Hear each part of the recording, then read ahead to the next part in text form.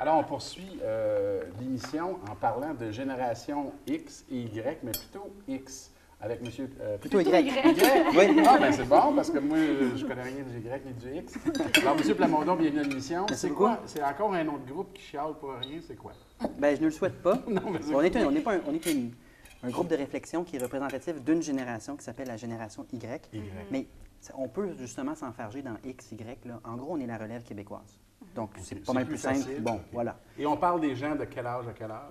On Environ. parle 20-35 ans. C'est à peu près le groupe d'âge là, qui est visé par la génération Y en y allant large.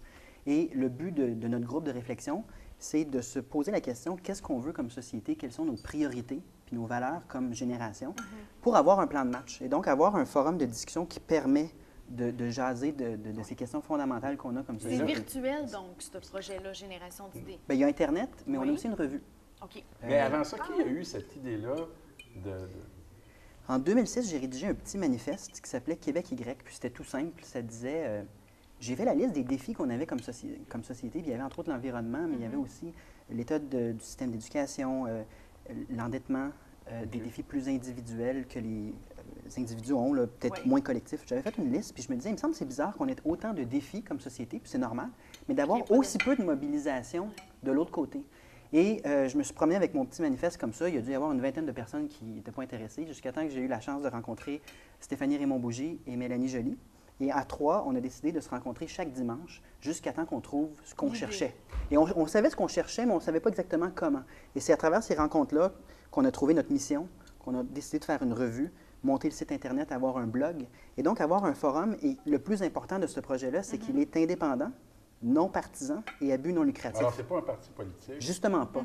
Et c'est ça l'avantage. Les partis politiques sont nécessaires, mais ils sont autour d'une idéologie. Oui. Alors, il va y avoir très peu d'échanges d'idées différentes. Tout Il le y a monde une pense ouverture pareil. d'esprit pour vous autres, Génération d'idées. Oui, nous, on accueille des gens. Au OCE, à notre conseil exécutif, on a des gens qui étaient avec Québec solidaire, d'autres qui étaient avec le Parti conservateur et d'autres qui ne veulent rien savoir de la politique. Et on discute, on cherche des priorités, on fait du brainstorming et on recueille des textes de partout au Québec qui sont publiés dans le magazine Génération d'idées. Donc, ça devient une voix en même temps pour Oui. notre génération.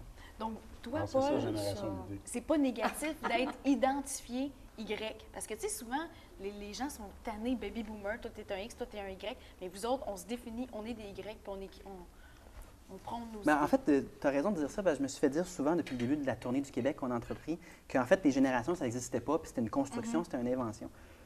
Nous, on ressentait le besoin de créer notre médium d'expression. OK. On trouvait aussi que les plus vieux ont souvent toute la place dans les plateformes de discussion. Donc, les journaux, les médias, c'est souvent des gens qui ont de l'expérience, des gens qui ont un nom. Et donc, pour les plus jeunes qui veulent s'impliquer et qui vont devoir être aux commandes là, dans pas longtemps avec ces défis-là là, dont on discutait, ça prend un endroit où est-ce qu'on on peut s'exprimer à tout le moins. Et donc, on se l'est donné. Mais à savoir, on est-tu vraiment Y?